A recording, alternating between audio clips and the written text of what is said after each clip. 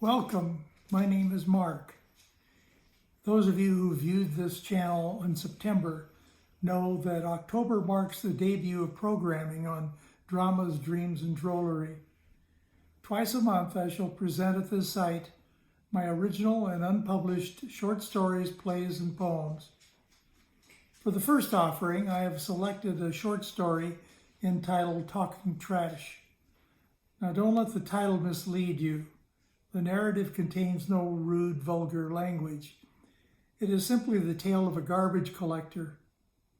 I admit that a trash man is scarcely the typical hero of a story, but I believe that you will find the principal figure of this story to be very sympathetic.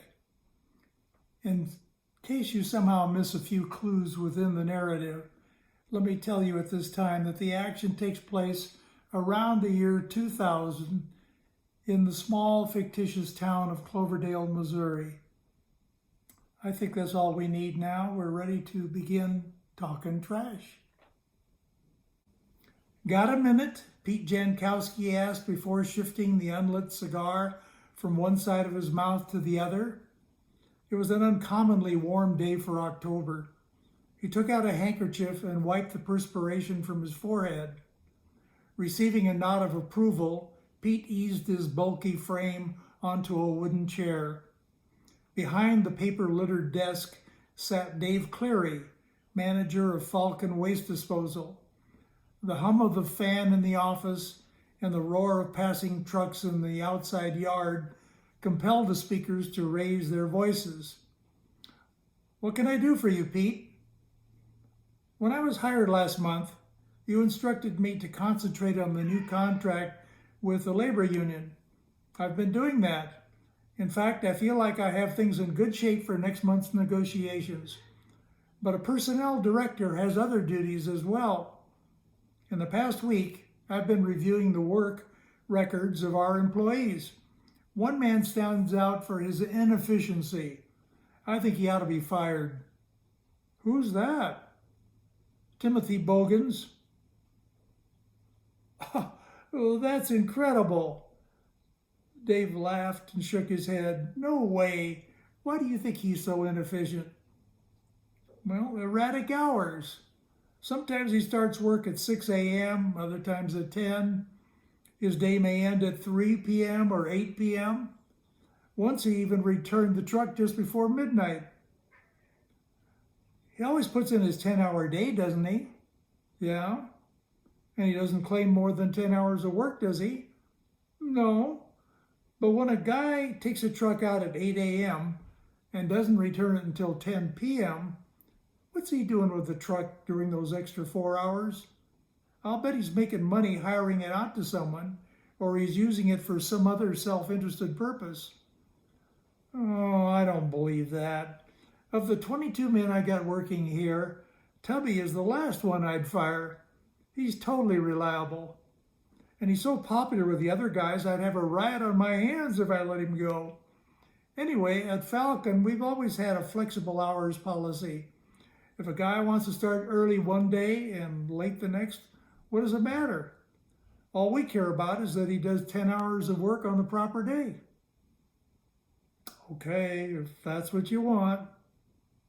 Dave could read the disappointment on Pete's ruddy face. "Well, it seems that you're still not satisfied. I have an idea. Didn't you just hire a new man?" "Yeah, a newcomer to Cloverdale. This is his first day. He's in my office right now filling out some papers." "Get him in here. At Falcon, every new employee spends his first week riding along with one of our veteran drivers. I'll assign your new man to ride along with Tubby. At the end of the week, you can get a report from an unbiased observer." 10 minutes later, Timothy Bogans was shaking hands with Emmett Farnsworth. Watching the introduction made both Dave and Pete question the wisdom of pairing such dissimilar individuals. Tubby, a voluble and playful white man, stood 6 feet 3 inches tall and weighed 275 pounds. His size had served him well 20 years earlier on his high school's wrestling and football teams. Now at age 38, he was still unmarried, but attached to a legion of friends. Emmett, a sober-minded black man, measured 5 feet 5 inches and weighed 125 pounds. He liked no sport more violent than checkers. Married and the father of 3 children, he rarely mixed with people outside his own family. Walking to the truck, Tubby asked his companion a question. "Did you hear about that politician who was making a speech the other day when the platform beneath him suddenly gave way?" "No," said Emmett with concern in his voice. "Did he break his arms or legs?" "Nah," replied Tubby. "The rope around his neck broke the fall." Tubby's hearty and uncontrolled laughter lasted more than a minute. He brought it to an end by pushing on his midsection with both hands and emitting a loud sigh. The joker didn't seem to realize that his companion had watched him in stone-faced silence. Inside the vehicle, Tubby was all business.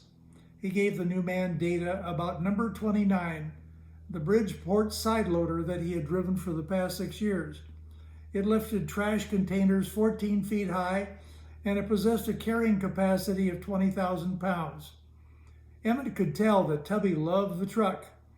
He asked the veteran a few questions. What are the major problems you run into?" "Parked cars. Hard to do the job around them sometimes." "Do people give you trouble?" "No, not really. Once in a while somebody will do something stupid. Last week, for example, Bill Sanders called the office to complain that we hadn't picked up his trash. He was right, we hadn't. That was because we passed his home at 8:30 and he hadn't yet put his container on the street. He's supposed to have it out by 7. Actually, most people are cooperative and friendly, though some may get confused or distracted. That leads me to a question I'd like to ask you. You want to ask me a question? Yeah. What's your philosophy of trash collection? For the first time since they'd met, Tubby saw a smile on the other man's face. You mean there's such a thing as a philosophy of trash collecting? Isn't our work simply to pick up refuse and take it to the dump? Well, that's what the job means to most of the guys at Falcon, but not to me. I see our labor in a much broader context. You may not realize it, but trash collecting is one of the rare occupations that involves its workers with every resident of Cloverdale every day. Doctors see a handful of patients. Teachers deal with small numbers of children. Police interact with a few wrongdoers. But only a fraction of working people meet large sections of the population on a daily basis. Trash collectors are among that privileged elite. To me, that's what makes our job so special. Not only do we render a valuable public service, but we constitute the dendrons, so to speak, of the city's nervous system. We're in touch with everyone. That makes us very important. Being at the center of the action, we have vast power to influence the community. Probably only mail carriers can rival us in that respect. Long ago, when I made that discovery, I said to myself, I want to be a trash collector. For 20 years, I haven't wavered from that decision. I don't get it. How could a trash collector influence the community? You'll see as we go along. This month, we're assigned to the southwest sector of the city. Next month, we'll do the northwest. When I first came on the job, trucks always worked the same quadrant, but I convinced Mr. Clary to adopt a rotational system. Now, every worker gets to know the whole city. Any worker can substitute for any other at any time, and the job is less boring for those who find it boring, and no driver can feel that he's being discriminated against. For me personally, there's an additional advantage. I can keep abreast of what's happening throughout the entire city. Emmett wondered why a trash collector would want to keep abreast of city activities, but he said nothing. During the first hour on the job, Tubby informed his partner about other special features of number 29 and advised him how to handle the hazards of the road. He also told 2 jokes that left Emmett nonplussed, but nothing unusual occurred. They went from block to block picking up containers and dumping their contents into the truck. Just as Emmett began to ponder the power role of trash collectors, Tubby deviated from the established route. "Gotta make a short detour here," the driver announced. 2 blocks off the normal path, Tubby stopped the vehicle and got out. "Be right back," he said. Emmett watched him walk swiftly up to the front porch of a small green house that was at least a century old. A woman in an apron emerged from the house and talked to Tubby for a few minutes. The latter's words obviously delighted the listener. In an instant, both her face and body radiated joy. As Tubby headed back to the truck, the woman called him back. She retreated into the house and returned shortly with objects that she placed in his hands. Tubby thanked her and said goodbye. Climbing onto the seat of the truck, the driver handed a cupcake to his companion. "Here," he said, "they're fresh baked." That woman was Zelma Blaine. She's so kind. Great cook, too. Last week she told me she'd lost her pet terrier, Winky. Yesterday I learned about a dog matching his description that turned up at the Detweiler's place about a mile away. I tried to call Zelma last night, but her number's not listed in the phone book. I hope it's the right dog. Wouldn't want to give her false hopes. Although he said nothing, Emmett was impressed by his partner's concern for other people. "What time you got?" asked Tubby. "I'm not sure my watch is working right." 9:56. "Close enough." Tubby dialed a cell phone. "I'm calling an old lady who lives alone in another part of the city. She likes to have me wake her up at 10. According to her, the alarm clock doesn't work. I'd buy her a new one, but I think she's just lonely and wants to talk to someone." "Hi, Evelyn. Time to get up. You awake? Got a couple of jokes to get your brain going." A cop was driving slowly down the street when a woman in bright red hair and heavy makeup called him over. "Officer, this man is annoying me," she complained. Beside her stood a handsome youth reading a magazine. "But he doesn't seem to be doing anything to you," replied the officer. The woman said, "I know, that's what's so annoying." Emmett soberly watched his partner double over the wheel in laughter. He could hear Evelyn laugh too. "Ready for another?" Tubby asked. "A drunk got up one morning after a night out on the town. His wife scolded him for being out so late. 'Stop nagging,' he said. 'Last night I got home at 11:45. "No, you didn't," she remarked emphatically. "I heard the clock strike 3. The drunk shot back, "You dummy, don't you know that 3 is 11:45? This time Tubby laughed so hard that Emmett got his hands ready to seize the wheel if his partner lost control.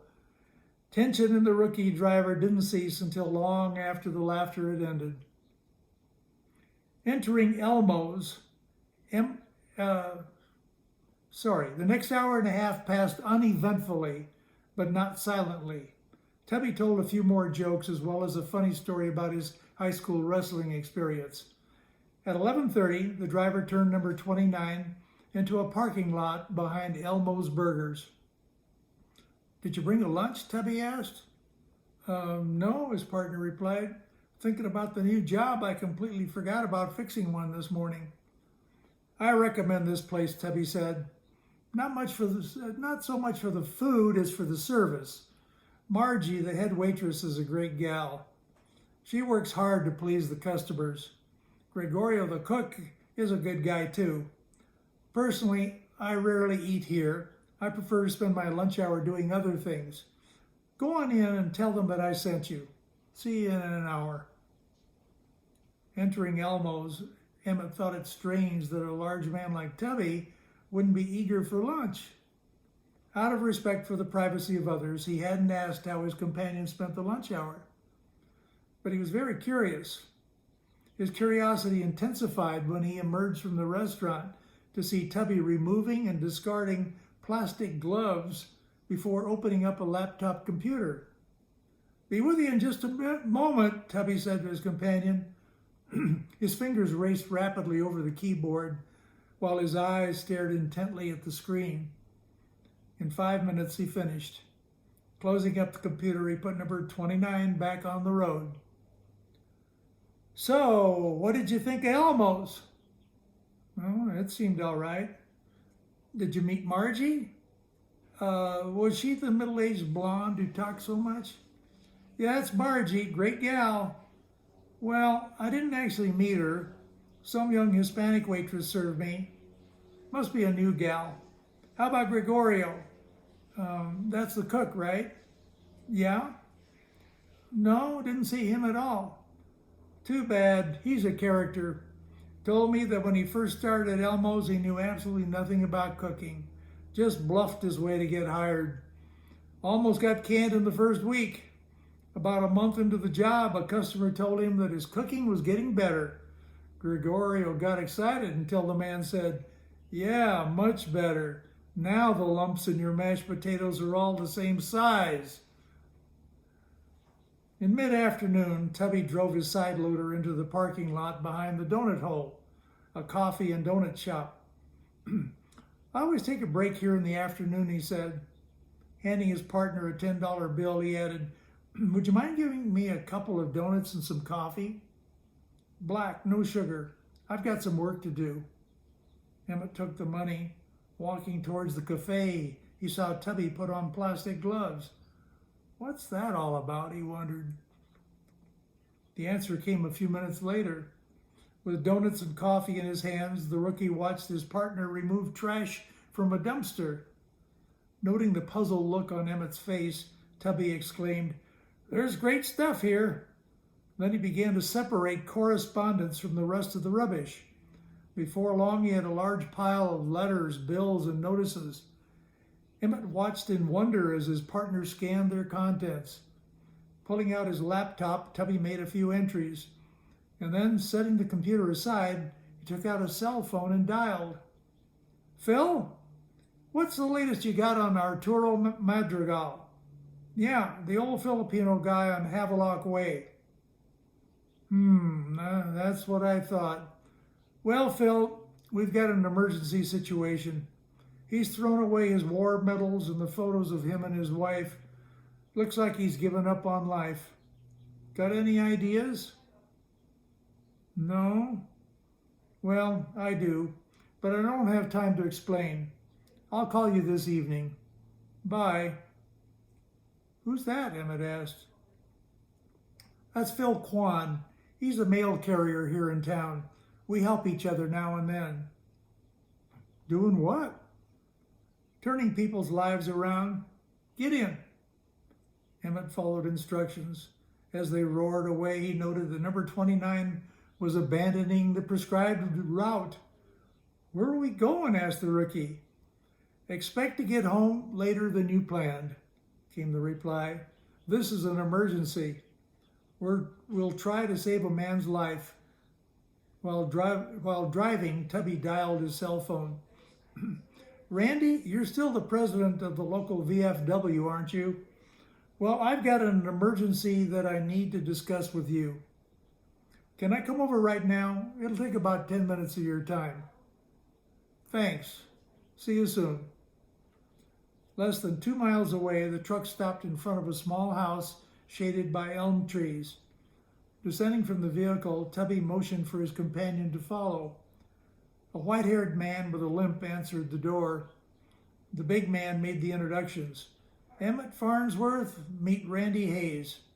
Randy leads Cloverdale's Veterans of Foreign Wars unit."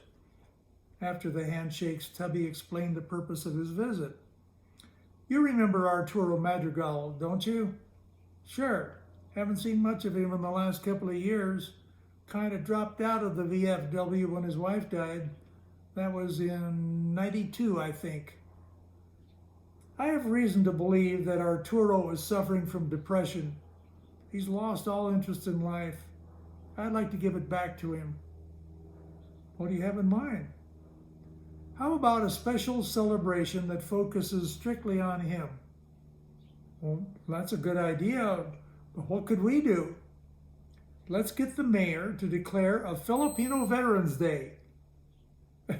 Isn't that kind of silly? I think Arturo's the only Filipino veteran in town. Oh, now I get it. He'll get all the attention. Smart thinking, Tubby. Do you believe the mayor will go along?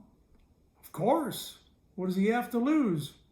Feel-good occasions always help boost the politicians in power. Besides, it gives the mayor an extra opportunity to address the citizens. And you know how Mayor Buchholz loves to talk. You're right as usual, Tubby. You got my support. Within 10 minutes, Trashman Bogans had secured the mayor's approval to stage a Filipino Veterans Day on November 9th. He also received authorization to relay that information to the man who would be honored. As number 29 turned onto the street of Arturo Madrigal, Tubby expressed a concern. I hope we're not too late. At the dwelling, he ran to the porch and rang the bell. Emmett walked up behind him.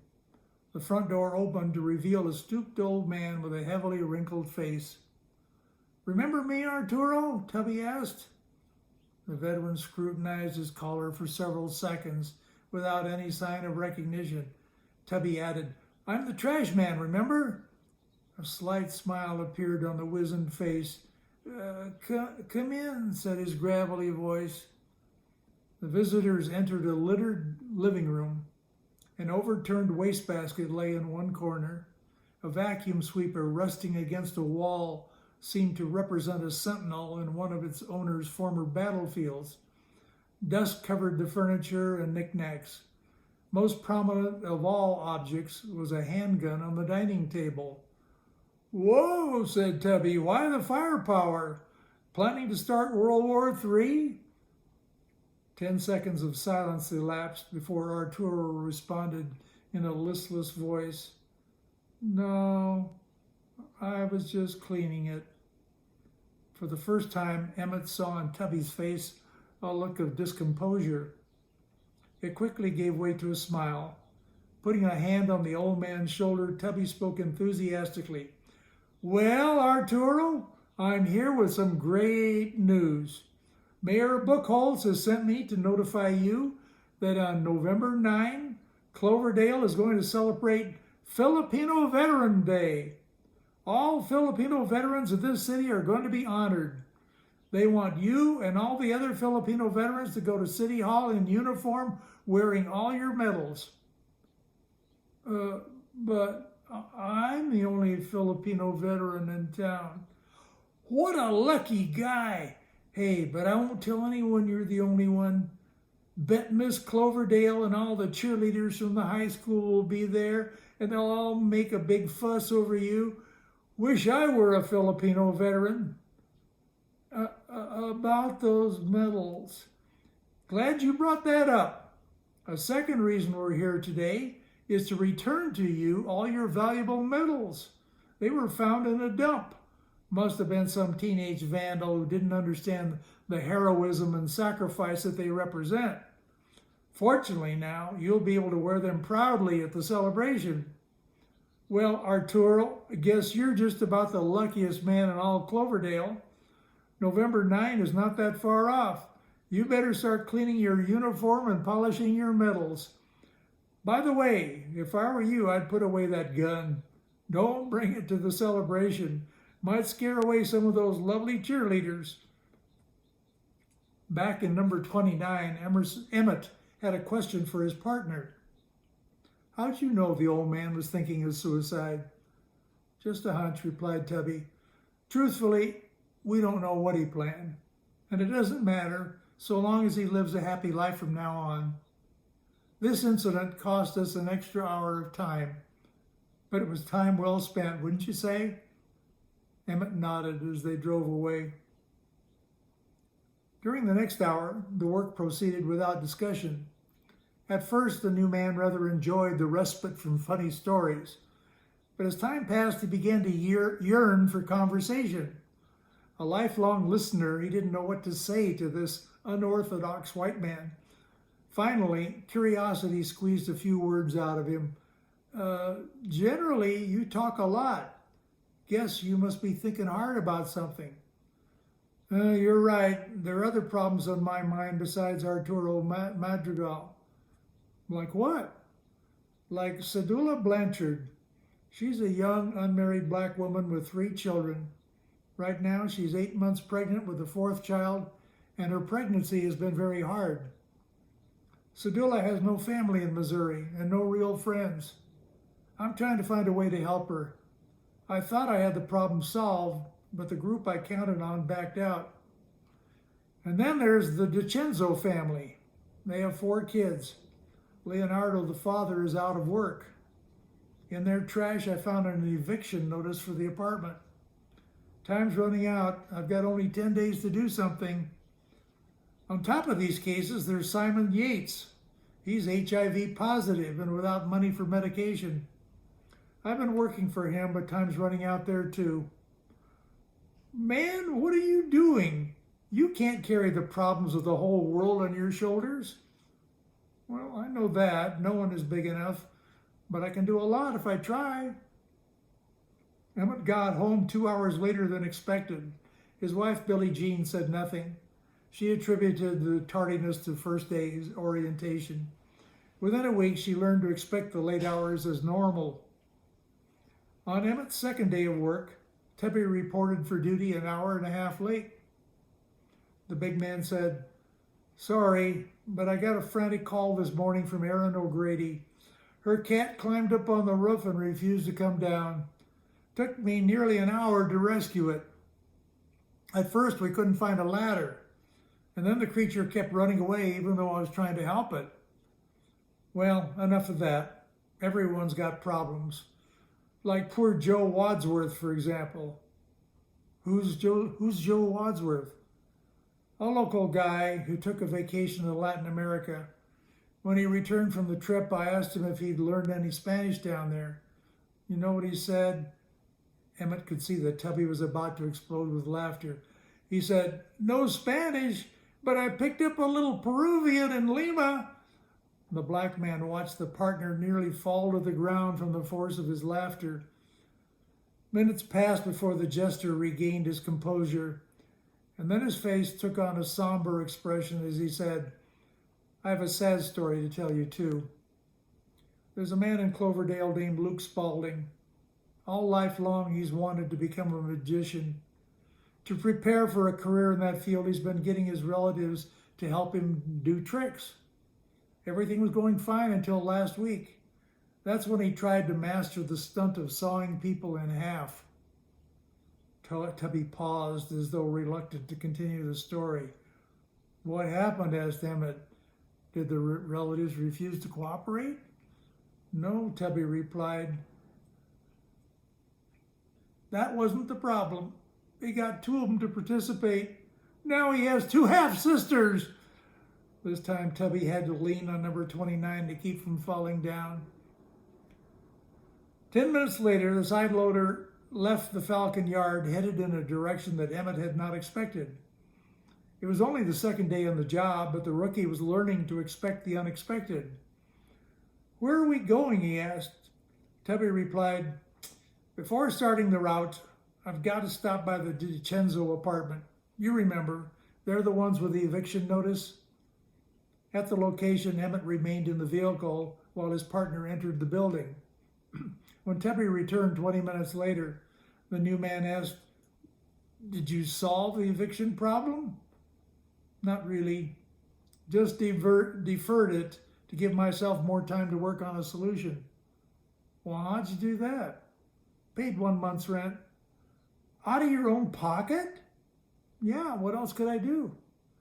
"Man, that's too much. Don't you have a family to provide for?" "No, I'm not married." "But you still got expenses." "Not many." "Where do you live?" "Here and there. I don't have a house or apartment, if that's what you mean." You mean you're homeless?"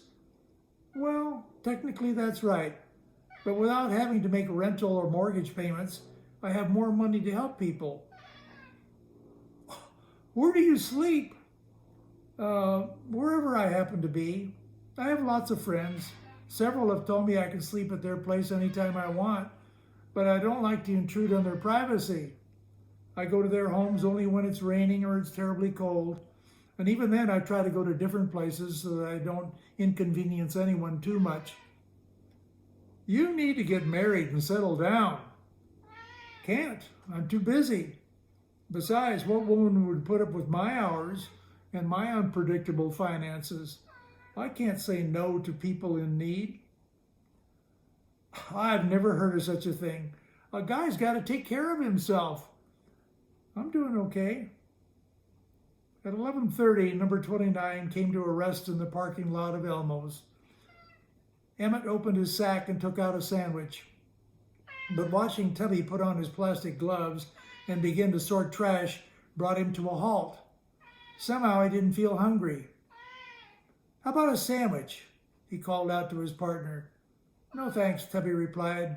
I'll eat something later this afternoon. Normally he liked, let's see. Right now I've got important work to do. Emmett returned to the sandwich. Salami. Normally he liked salami, but he couldn't enjoy this. Putting the sandwich back in the bag, Emmett walked over to Tubby, who by now had assembled a small pile of papers. What can I do? The black man asked. His partner smiled before responding. Take your choice. Separate correspondence and anything else of significance, or begin reading what I've already separated. Oh, okay, I'll try the reading. Okay, most of it is ads or other insignificant material, but every now and then you'll find something important. You gotta look carefully not to miss anything, not to miss something. Emmett scanned paper after paper. As Tubby had indicated, most of the material was utterly worthless. How many furniture and car sales were there anyway? And then he discovered a poignant personal letter, written from Toledo, Ohio, by a young woman named Vera Tsai. It informed her husband Ellery in Cloverdale that a medical clinic had confirmed her inability to bear children. Emmett showed the letter to Tubby.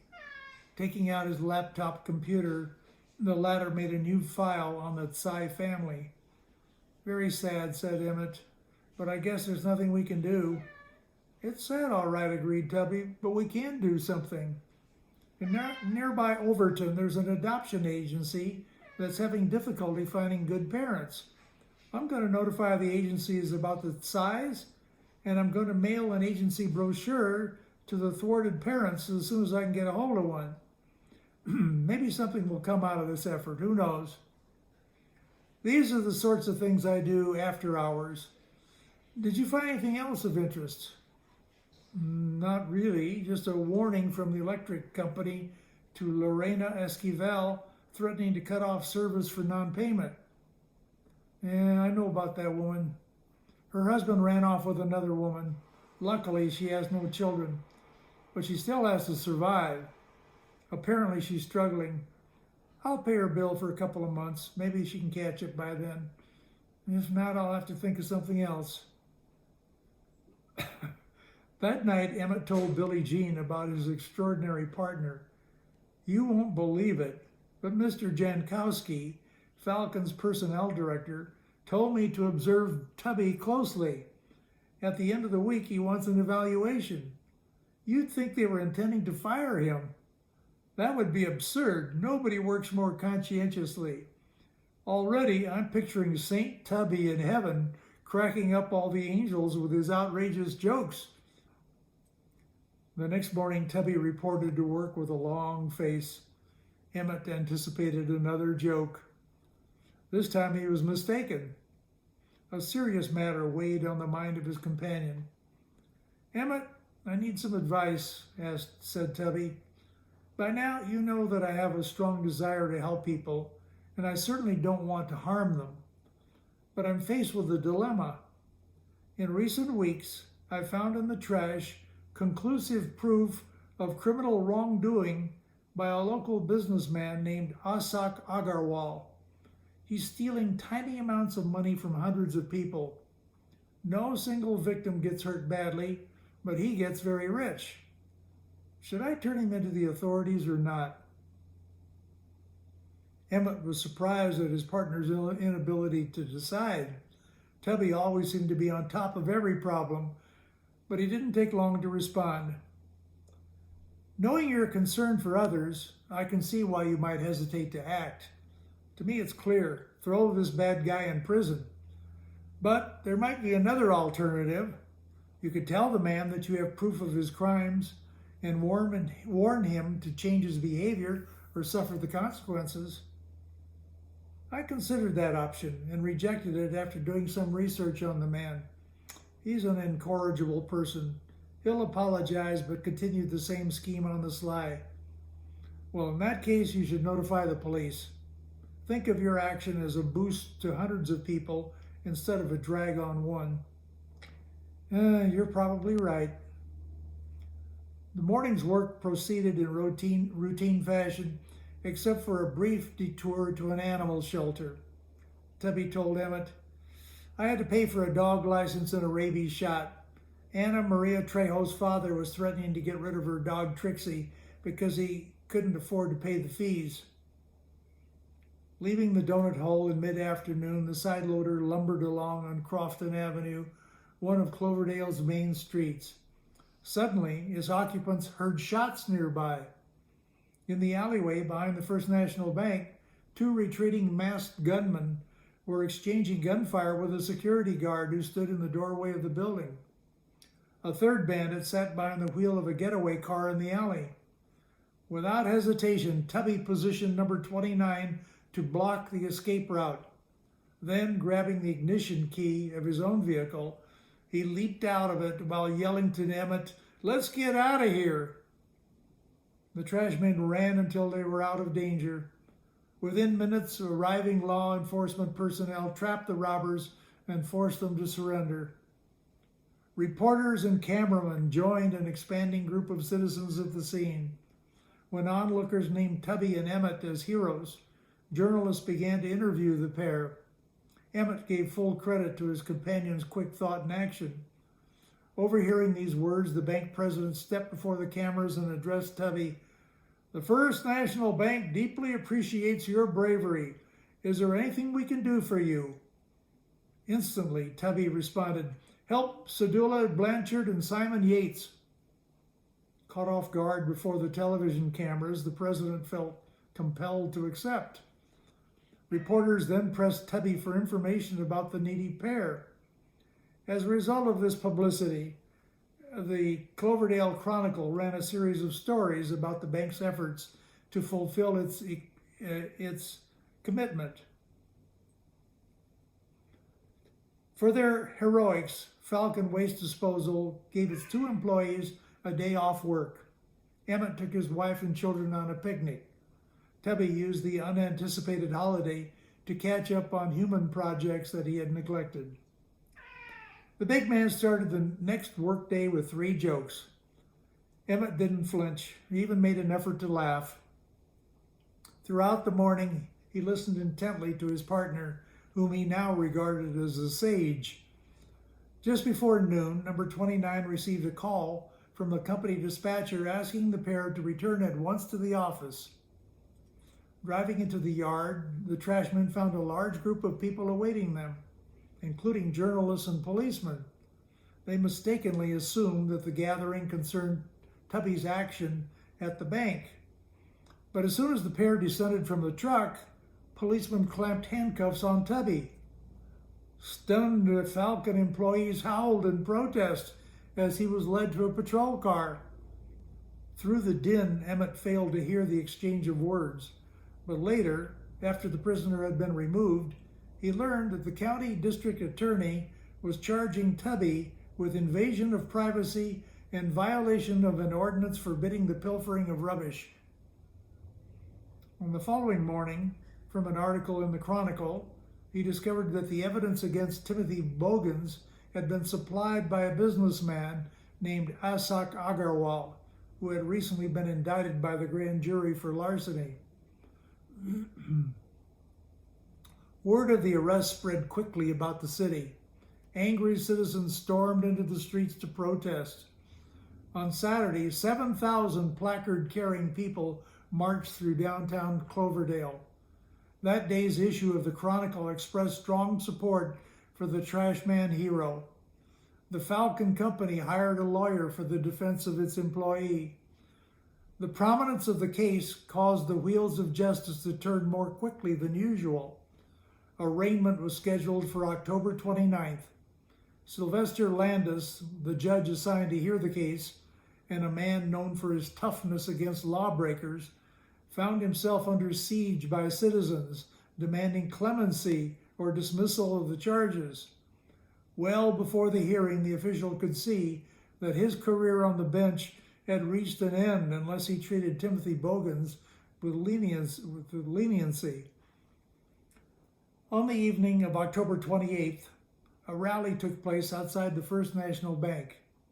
Some of the demonstrators spoke politely about the goodness of Timothy Bogans, but a sizable minority threatened violence if justice was not served. To them, justice was exoneration of the trash man. Cloverdale's police chief watched the demonstration apprehensively. At its conclusion, he requested reinforcements from neighboring communities. A huge crowd surrounded the courthouse on arraignment day, despite unexpectedly cold weather. The lucky people who gained admittance to the courthouse filled every available seat. Judge Landis had not seen so many observers since the sensational Wardlaw murder case 16 years earlier. Gaveling the proceeding to order, the nervous magistrate tried to calm himself. This was just an arraignment. The defendant would plead not guilty, and he would set the date for trial. He wouldn't have to worry about it at least until December 15th. Instead of appearing in a suit and tie like most of the accused, Timothy Bogans wore his regular work clothes. Expressions of support for Tubby were so vociferous that the judge had to caution the animated audience. After a momentary delay involving a sidebar discussion among the attorneys, the critical moment arrived. Timothy Bogans was asked how he pled to charges of invading privacy and pilfering trash. Bypassing his counselor, the defendant said in a loud and clear voice, "Guilty, Your Honor." There was an instant uproar which Judge Landis had to suppress. Once order had been restored, the defense counsel requested an opportunity to persuade his client to reconsider the plea. "No need to reconsider," exclaimed Tubby. "I'm guilty. I went through the trash of hundreds, maybe thousands of people without asking their permission, and I took from the debris whatever I wanted. I'm clearly guilty." The audience rose almost as one to protest this statement. Restoring order once more, Judge Landis felt as if he were being drawn into a whirlpool. In an effort to escape, he asked the accused, "Is it possible that you really didn't understand the illegality of your actions?" Unfortunately, the defendant would not cooperate. "No, Your Honor, I can't say that. I didn't know for a fact that such action was illegal, but I strongly suspected that it might be." "Well, now that you know the law, you certainly wouldn't engage in such activity again, would you?" "Sorry, Your Honor, but I certainly would. If I could erase suffering or spare lives by breaking the law, I'd do it every time." Another uproar, and stronger than before. From the demeanors of the audience, Judge Landis could see that performing his duty in a normal manner would cook his own goose. He made a desperate but futile attempt to explain his action before handing down a sentence of 15 months in state prison. For this decision, he would henceforth be known in Cloverdale as Lunatic Landis. The defense counsel vowed an appeal. 2 citizens groups formed to fight the injustice. Dave Cleary declared a 1-day suspension of Falcon service. Arturo Madrigal prepared a black armband and a speech for Filipino Veterans Day. On the eve of Tubby's transfer to state prison, Emmett Farnsworth paid his friend a final visit. Billie Jean and the kids waited outside the jail. Emmett emerged from the building half an hour later with a somber mien. Draping a sympathetic arm around her husband, Billie Jean asked, Was he very sad?" Emmett laughed. I'm the sad one, he said. I'm really going to miss him. You know what he said when he first saw me? He asked, was Joan of Arc Noah's wife? And then he asked, when I asked how conditions were in jail, he said, things are so bad that the thieves are taking IOUs. Nobody can get Tubby down. Just before I left, a big smile crossed his face as he told of his plans for prison. He said, can you imagine how much influence one can have in a place like that? They draw people, problem people from all over the state, and I get to see them every day. Billie Jean and Emmett both laughed. After a pause, the husband said to his wife, you go on home, honey. I'll be there in a few hours. Drop me off at Falcon. I got to check out Tubby's laptop and find his priority list. Even if you share Timothy Bogan's outlook on life, it's unlikely you will abandon your current line of work for his. But wouldn't the world be a wonderful place if everyone thought and behaved like him? I hope you enjoyed this story, but don't give up on dramas, dreams, and drolleries if you didn't. My works take many forms, and some do not have happy endings.